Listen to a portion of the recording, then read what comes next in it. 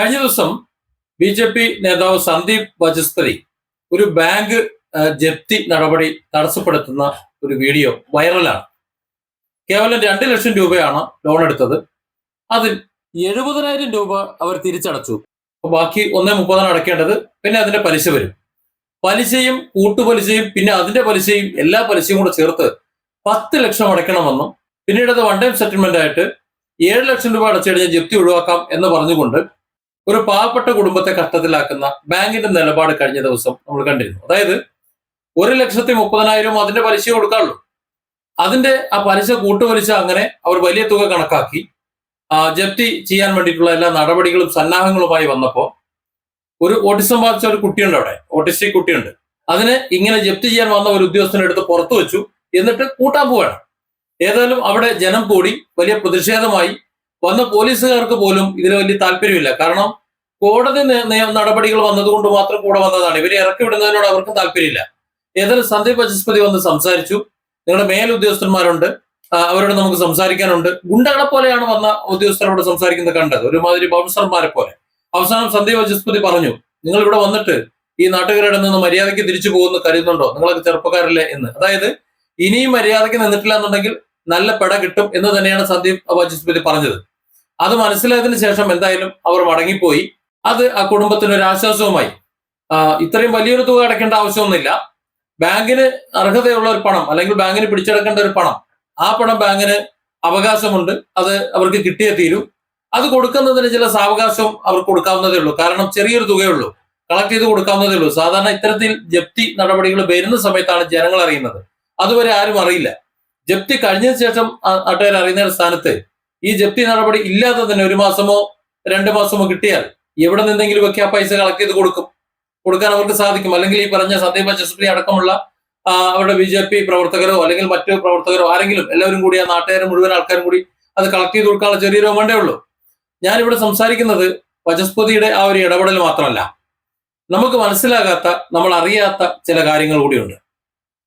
ബാങ്കുകൾക്ക് ഇത്തരത്തിൽ കിട്ടാക്കടമുണ്ടെങ്കിൽ ആ കിട്ടാക്കടം അത് കിട്ടില്ല എന്ന് ഉറപ്പുണ്ടെങ്കിൽ അത് ഒഴിവാക്കി, ആ കടം ഒഴിവാക്കി ബാങ്കിന് സേഫ് ആക്കാൻ വേണ്ടിയിട്ട് ഒരു പ്രൊവിഷൻ ഫണ്ട് അല്ലെങ്കിൽ ഒരു റിസ്ക് ഫണ്ട് എന്ന ഒരു ഫണ്ട് സംവിധാനം ബാങ്കുകൾക്കുണ്ട് എന്നത് നിങ്ങളെ അറിയിക്കാൻ വേണ്ടിയിട്ടാണ്. ഞാൻ ഈ പറയുന്നതിൽ ചിലപ്പോൾ ചില അപാകതകൾ ഉണ്ടായേക്കാം. ആ അപാകതകളെ ഒരു കുറ്റമായി, തെറ്റായി കാണാതെ ഈ വീഡിയോയുടെ താഴെ കമന്റായി നിങ്ങൾ അത് രേഖപ്പെടുത്തണമെന്നുണ്ടെങ്കിൽ ഈ വീഡിയോ കാണുന്നവർക്ക് അത് ഉപകാരമായിരിക്കും. എനിക്കറിയാവുന്നത്, ഞാൻ വളരെ വർഷം മുമ്പ് മനസ്സിലാക്കിയതാണ് ഇപ്പോൾ ഞാനിവിടെ അവതരിപ്പിക്കുന്നത്. കുറെ വർഷങ്ങൾക്ക് മുമ്പ് രാജേഷ് എന്ന് പറയുന്ന ഒരു ചെറുപ്പക്കാരന്റെ ബാങ്ക് ലോണുമായി ബന്ധപ്പെട്ട് കോട്ടയം ജില്ലയിൽ ഒരു ബാങ്കിനെ ഞാൻ സമീപിച്ചിരുന്നു, അയാളെ ജപ്തിയുമായി ബന്ധപ്പെട്ടിട്ട്.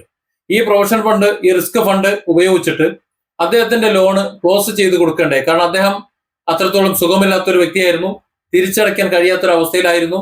ആ ഒരു ആരോഗ്യാവസ്ഥ മനസ്സിലാക്കിക്കൊണ്ട് അയാൾ അപേക്ഷിച്ചപ്പോൾ ആ കടം ഒഴിവാക്കി കൊടുക്കേണ്ടായി. കാരണം അതിനുള്ളൊരു ഫണ്ടുണ്ട്. ഇവിടെ ഇത്തരത്തിൽ വായ്പ എഴുതി തള്ളുന്നത് അല്ലെങ്കിൽ ഈ റിസ്ക് ഫണ്ട് എടുത്ത് ഉപയോഗിച്ചുകൊണ്ട് കടം ക്ലോസ് ചെയ്യുന്നത്, കിട്ടാക്കടം ക്ലോസ് ചെയ്യുന്നത് ഇവിടുത്തെ സാധാരണക്കാരെ സാധാരണ അറിയാറില്ല, അവരെ ബാധിക്കാറുമില്ല.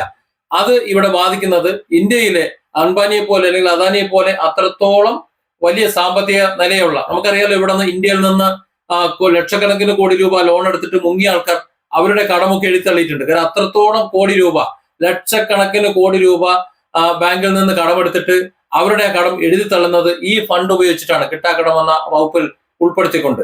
പക്ഷെ ഇവിടെ സാധാരണക്കാരായ ഞാനും നിങ്ങളും അടങ്ങുന്ന നമ്മളെ പോലുള്ളവർക്ക് ഇത് കിട്ടാറില്ല, ഈ ആനുകൂല്യങ്ങൾ കിട്ടാറില്ല. അതുകൊണ്ടാണ് ഈ വീഡിയോയിൽ ഞാൻ അതേക്കുറിച്ച് പറയുന്നത്. നേരത്തെ പറഞ്ഞതുപോലെ എന്തെങ്കിലും തെറ്റുണ്ടെങ്കിൽ, അതായത് വർഷങ്ങൾ കഴിഞ്ഞു ഞാൻ അത്തരത്തിലുള്ള ഇടപാട് നടത്തിയിട്ട്, ഇന്നൊരു പക്ഷേ മാറ്റങ്ങൾ ഉണ്ടാകാം. ആ മാറ്റങ്ങൾ എന്റെ വീഡിയോ കാണുന്ന നിങ്ങൾ താഴെ കമന്റ് ആയിട്ട് രേഖപ്പെടുത്തുക. മറ്റൊന്നുകൂടി പറയാനുള്ളത്, ഇത്തരത്തിലുള്ള റിസ്ക് ഫണ്ട് ഉണ്ട്, പ്രൊവിഷൻ ഫണ്ട് ഉണ്ട് എന്ന് വെച്ചുകൊണ്ട് നാളെ മാനേജറെ കണ്ട്, നിങ്ങൾ ലോൺ എടുത്തിട്ട് ബാങ്ക് മാനേജറെ കണ്ട് അവരെ തെറി വിളിക്കാനോ ആ ബാങ്കിന്റെ നിയമ നടപടികൾ തടസ്സപ്പെടുത്താനോ നിൽക്കരുത്. ഒരിക്കലും നിങ്ങൾക്ക് അതിനുള്ള ആനുകൂല്യം ഇല്ല. ഇത് സാധാരണ കിട്ടുന്നത് മരണപ്പെട്ടു പോയവർ, അതല്ലെങ്കിൽ തിരിച്ചടയ്ക്കാൻ കഴിയാതെ അത്രത്തോളം അംഗവൈകല്യമോ മറ്റു മാരക രോഗങ്ങളോ സംഭവിച്ചവർ, അങ്ങനെ ഒരു തരത്തിലും ഇനി അതിൽ നിന്ന് കയറാൻ കഴിയില്ല എന്ന് ബാങ്കിന് ഉറപ്പുള്ളവർ അവർ അപേക്ഷ കൊടുത്താലാണ് ഇത്തരത്തിൽ പരിഹരിക്കുക. ഇവിടെ സന്ദീപ് വാചസ്പതി ഇടപെട്ട കേസിൽ ഓട്ടിസ്റ്റിക് ആയ ഒരു കുട്ടിയുണ്ട് അവിടെ. അവർക്ക് വേറെ മാർഗങ്ങളൊന്നുമില്ല. അതൊക്കെ പരിഗണിച്ചുകൊണ്ട് വേണമെന്നുണ്ടെങ്കിൽ ബാങ്കിന് ഇത് എഴുതി തള്ളാവുന്നതേ ഉള്ളൂ, അല്ലെങ്കിൽ റിസ്ക് ഫണ്ട് അല്ലെങ്കിൽ പ്രൊവിഷൻ ഫണ്ട് ഉപയോഗിച്ചിട്ട് അത് ക്ലോസ് ചെയ്യാവുന്നതേ ഉള്ളൂ. കാരണം അതിനുള്ള ഒരു ചെറിയ ഫണ്ട് മാത്രമേ ഉള്ളൂ. 1,30,000 അതിന്റെ പലിശ മാത്രമല്ലേ. ബാങ്ക് പലിശയും പിഴപ്പലിശയും ഒക്കെ കണക്ക് കൂട്ടി വലിയൊരു എമൗണ്ട് കണക്ക് കൂട്ടി വെക്കും. അത് കൊള്ളപ്പലിശയാണ്. കൊള്ള എന്നാണ് പറയാ, അത് പലിശ എന്നല്ല പറയാം. എല്ലാ ബാങ്കിനും അറിയാം അവർ നൽകുന്ന വായ്പകളിൽ ചില ബാങ്ക് വായ്പകൾ അവർക്ക് തിരിച്ചു കിട്ടില്ല എന്ന്. അങ്ങനെ തിരിച്ചു കിട്ടാത്ത ആ കടം അത് ഈ ലാഭത്തിൽ നിന്ന് അല്ലെങ്കിൽ ഈ ഒരു പ്രൊവിഷൻ ഫണ്ടിൽ നിന്ന് എടുത്ത് അത് ക്ലോസ് ചെയ്തുകൊണ്ടാണ് ബാങ്ക് തങ്ങളുടെ നില ഭദ്രമാക്കുന്നത്. ഒരു കാര്യം പ്രത്യേകം പറയട്ടെ, ബാങ്കുകൾക്ക് തങ്ങളുടെ നില ഭദ്രമാക്കാൻ വേണ്ടിയിട്ടുള്ള എമൗണ്ട് ആണത്. അത് ലോൺ എടുക്കുന്നവർക്ക് അവകാശപ്പെട്ട എമൗണ്ട് അല്ല, അങ്ങനെ കരുതരുത്. ആ എമൗണ്ട് അവർക്ക് അങ്ങനെ വിനിയോഗിക്കാവുന്ന മാത്രമേ ഉള്ളൂ. വായ്പ എടുക്കുന്ന ആള് മരിക്കുകയോ അതല്ലെങ്കിൽ മാരകമായ രോഗങ്ങൾ ബാധിക്കുകയോ അതുമല്ലെങ്കിൽ തീർത്തും ദരിദ്രമായ ഒരു നിലയ്ക്ക് അതിദരിദ്രം ഇല്ല എന്ന് നമ്മുടെ മുഖ്യമന്ത്രി ഇവിടെ പറഞ്ഞിട്ടുള്ളത് കൊണ്ട് കേരളത്തിൽ അത് ബാധകമല്ല എന്നാണ് എനിക്ക് തോന്നുന്നത്. ഏതായാലും തീർത്തും ദരിദ്രമായ ഒരു അവസ്ഥയിലാവുകയോ ചെയ്താൽ ഇത്തരത്തിലുള്ള തുക ഉപയോഗിച്ചിട്ട് ആ ലോണ് തുക കുറയ്ക്കാനോ അതല്ലെങ്കിൽ അവർക്ക് ക്ലോസ് ചെയ്ത് കൊടുക്കാനോ സാധിക്കും. ഈ റിസ്ക് ഫണ്ട് എന്ന് പറയുന്നത് എല്ലാ ബാങ്കുകൾക്കും ഉണ്ട്, സഹകരണ ബാങ്കുകൾക്കും ഉണ്ട് റിസ്ക് ഫണ്ട് എന്ന് പറയുന്നത്. കേരളത്തിലെ സഹകരണ ബാങ്കുകളിൽ കേരള സഹകരണ നിക്ഷേപ ഗ്യാരണ്ടി ഫണ്ട് ബോർഡ് എന്ന ഒരു ബോർഡ് ഉണ്ടാവും. ആ ബോർഡ് മുഖേന നടപ്പിലാക്കുന്ന റിസ്ക് ഫണ്ട് പദ്ധതി ഉണ്ട്. അത് എത്ര പേർക്ക് അറിയുമെന്ന് എനിക്കറിയില്ല. അത്തരം ആ പദ്ധതിയിലൂടെ നേരത്തെ പറഞ്ഞതുപോലെ വായ്പക്കാരൻ മരണപ്പെടുകയോ അതല്ലേ മറ്റ് മാരക രോഗങ്ങൾ, അത് ക്യാൻസർ, വൃക്കരോഗം മുതലായ രോഗങ്ങൾ, നമുക്കറിയാലോ ഇവിടെ ഡയാലിസിസ് ബാധിച്ച രോഗികളൊക്കെ ഇറക്കി വിടുന്ന പതിവുണ്ട് ജപ്തി ചെയ്തിട്ട്. അപ്പൊ അത്തരത്തിലുള്ളവർക്ക് അവരുടെ കടബാധ്യതയിൽ നിന്ന് മാറ്റാൻ ഈ ഫണ്ട് വിനിയോഗിക്കാമെന്നാണ്. ഒരു നിശ്ചിത പരിധി വരെയുള്ള ലോണ് എമൗണ്ട് അത് എഴുതി തള്ളിക്കൊണ്ട് അവരെ ജീവിക്കാൻ അനുവദിക്കാവുന്നതേ ഉള്ളൂ. ആ എമൗണ്ടിന്റെ പരിധി എന്താണ് എന്ന് ബാങ്കുകളുമായി ബന്ധപ്പെട്ട് നിങ്ങൾ മനസ്സിലാക്കുക. അതല്ല എന്നുണ്ടെങ്കിൽ ബന്ധപ്പെട്ട ഏതെങ്കിലും ബാങ്ക് ഉദ്യോഗസ്ഥൻ സമീപിച്ചു കഴിഞ്ഞാൽ നിങ്ങൾക്ക് അവർ പറഞ്ഞു തരും. പ്രത്യേകിച്ച് ഒരു കാര്യം നിങ്ങൾ മനസ്സിലാക്കേണ്ടത്, ഇത് ബാങ്ക് സ്വമേധയാ ചെയ്യുമെന്ന് കരുതരുത്.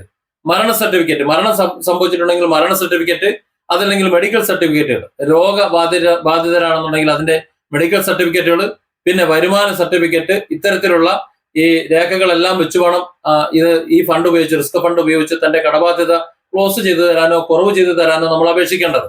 ഒരു കാര്യം കൂടി ഒന്ന് പറയട്ടെ, കാർഷിക ലോണുകളുണ്ട്. അതായത് ചെറിയ കൃഷിക്കോ മറ്റു കാര്യങ്ങൾക്കോ വേണ്ടി എടുത്തിട്ടുള്ള ചെറിയ ചെറിയ ലോണുകൾ, ആ ലോണുകൾ തിരിച്ചടയ്ക്കാൻ കഴിയാത്ത ചില സാഹചര്യങ്ങൾ ഉണ്ടാകാറുണ്ട്. അത്തരത്തിലുള്ള ലോണുകൾ കടാശ്വാസ കമ്മീഷൻ വഴി തിരിച്ചടയ്ക്കാൻ അല്ലെങ്കിൽ അത് റദ്ദ് ചെയ്യപ്പെടാനുള്ള സാധ്യത ഉണ്ട്. അത് കർഷകർക്ക് മാത്രമല്ല മത്സ്യത്തൊഴിലാളികൾക്കും മറ്റുമെല്ലാം ഇതിന്റെ ആനുകൂല്യം ലഭിക്കാറുണ്ട്. അപ്പൊ ഇത്തരത്തിലുള്ള സാഹചര്യങ്ങൾ ഇവിടെ ഉണ്ട് എന്നത് ബാങ്കുകളോ അതുമായി ബന്ധപ്പെട്ട ആരും തന്നെ നമ്മളോട് പറഞ്ഞു തരില്ല. ബാങ്ക് ലോണ് തരുന്ന സമയത്ത് നമ്മളോട് പറഞ്ഞു തരില്ല. ഇതിന്റെ ആനുകൂല്യങ്ങൾ ഇപ്പോൾ ഞാൻ നേരത്തെ പറഞ്ഞതുപോലെ പറ്റിക്കൊണ്ടിരിക്കുന്നത് നമ്മുടെ ഇന്ത്യയിലെ ശത കോടീശ്വരന്മാർ, ലക്ഷക്കണക്കിന് കോടി രൂപ അവർ കടമെടുത്തിട്ട് അത് ഇട്ടുമൂടാൻ വേണ്ടിയിട്ട് മാത്രമാണ് അവരത് വിനിയോഗിക്കുന്നത്. നമ്മൾ സാധാരണക്കാരെ അതിൽ ഉൾപ്പെടുത്താറില്ല. നമ്മളൊന്നും മനുഷ്യന്മാരായിട്ട് അവരാരും കണ്ടിട്ടുമില്ല. അത് നമ്മൾ മനസ്സിലാക്കണം. നമ്മുടെ ജനപ്രതിനിധികളോട് അല്ലെങ്കിൽ മറ്റുള്ളവരോട് ഇത്തരത്തിലുള്ള പദ്ധതികൾ ജനങ്ങളെ അവയർനെസ് കൊടുക്കാനും ജനങ്ങളുടെ ജീവനും സ്വത്തും ജീവിതവും ഒക്കെ സംരക്ഷിക്കാൻ വേണ്ടിയിട്ടാണ് ജനപ്രതിനിധികളെ നമ്മൾ തിരഞ്ഞെടുക്കുന്നത് എന്ന് ബോധ്യം നമ്മൾ ചെയ്തു കൊടുക്കണം. ഇപ്പോ സന്ദീപ് വാചസ്പതി കഴിഞ്ഞ ദിവസം നടത്തിയിട്ടുള്ള നീക്കം അത് വളരെ നല്ല നീക്കമാണ്. അതായത് നിയമം നടപ്പിലാക്കേണ്ടത് അവർ ആവശ്യമാണ്. പക്ഷെ ആ നിയമം നടപ്പിലാക്കേണ്ടത് ഒരു കുടുംബത്തെ വഴിയാധാരമാക്കിയിട്ടല്ല. അവർക്ക് ആ പണം ലഭിക്കുമെന്നുണ്ടെങ്കിൽ അതിനുള്ള ഒരു സൗകര്യം ഒരുക്കി കൊടുക്കുകയാണ് വേണ്ടത്. അത് ഒരുക്കുന്നതിന്റെ സ്ഥാനത്ത് ഗുണ്ടായുസത്തിലൂടെ ആ കുടിയൊഴിപ്പിക്കലും ആ ജപ്തി നടപ്പിലാക്കാൻ ശ്രമിക്കുമ്പോൾ അങ്ങനെയാണെങ്കിൽ മര്യാദയ്ക്ക് പോവില്ല, ശരീരം നന്നായിട്ട് വേദനിക്കും, നിങ്ങൾ ചെറുപ്പക്കാർ ഇവിടെ നിന്ന് തല്ലുകൊള്ളാതെ പോകും എന്ന് നിങ്ങൾ കരുതുന്നുണ്ടോ എന്നൊരൊറ്റ ചോദ്യം മതി അവരുടെ മുട്ടുമടക്കിയിട്ടുള്ള പോക്ക്. ഏതായാലും അത്തരത്തിലുള്ള ചോദ്യം ചോദിക്കുന്ന നട്ടലുള്ള നേതാക്കന്മാർ നമ്മുടെ ജനപ്രതിനിധികളായിട്ട് വരണം. അവർ ഇത്തരത്തിലുള്ള അവസരങ്ങളും കാര്യങ്ങളും ജനങ്ങൾക്ക് പറഞ്ഞു കൊടുക്കണം. അർഹതയുള്ളവർ, നേരത്തെ ഞാൻ പറഞ്ഞതുപോലെ രോഗങ്ങളോ മരണമോ മറ്റെന്തെങ്കിലും അവസ്ഥ കൊണ്ട് അതിദാരിദ്ര്യാവസ്ഥയിൽ എത്തിയിട്ടുണ്ടെങ്കിൽ അതൊക്കെ ഇത്തരത്തിലുള്ള റിസ്ക് ഫണ്ട് ഉപയോഗിച്ചുകൊണ്ട് അവരെ അതിൽ നിന്ന് മുക്തമാക്കി അല്ലെങ്കിൽ കുറച്ച് ഡിസ്കൗണ്ട് കിട്ടിക്കൊണ്ട് ബാക്കി തുക അടച്ചുകൊണ്ട് അതിൽ നിന്ന് മുക്തമാക്കാൻ വേണ്ടിയിട്ട് നമ്മുടെ ജനപ്രതിനിധികൾ നന്നായിട്ട് പരിശ്രമിക്കണം. ജനങ്ങളെ അതിനനുസരിച്ച് അവയർനെസ് കൊടുക്കണം. Different angles. Don't forget to subscribe and support this channel.